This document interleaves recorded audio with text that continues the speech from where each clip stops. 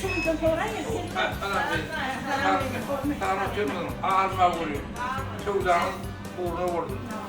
Nimet bir de var ya, iki uzak bir yanı bir yank asma versin. Vay. Esmo, oğlum Esmo. Yanlış durmasana Garajam. Şey değil mi? Hani bir korkudan şunu. Ondan mutlu oldu. Yine bildin mi? Yine ağzı sevme, yuvanama, yine bıhil sevme, Esmo. Ay mama var anladan appa yankı tasana var uyup getirene bu tasını tamam ben. Vah canım elay daymanla yine. Onu da kaçırdı. Yankıya konuşma. Bolya. Esmo. Vay. Bolya. Ne birden gözüm haydayım dedi. Bol dik belli. Bolya yana var kapağına sanladım. Çaysın söyleyeyim ben dedim. Ava. Ne kadar sen Şöyle o çalıyı yersin. Yanlış mı diyene ben sana uğur diyene. İndiki de gözüm kayıtma mümkün. Ben hükmenden indiki de Garajam uğur diyene. İndiki gözüm. Yuvuz.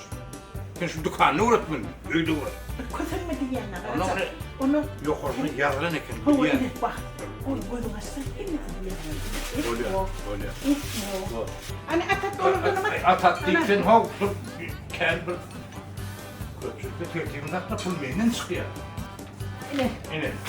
Yine alın. Borlu mu ne? Ana borlu. Borlu mu? Borlu. Gel. Borlu. Ay dur. Vur.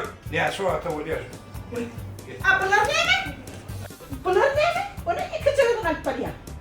Her yerine bir yerine kisek boluyor da hoşun şu an. Yok beydimesine.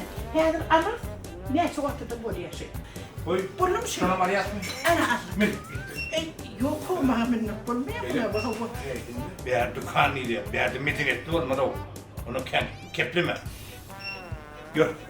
Dükkan ne? Garajam. Uğda merkezi. Boş.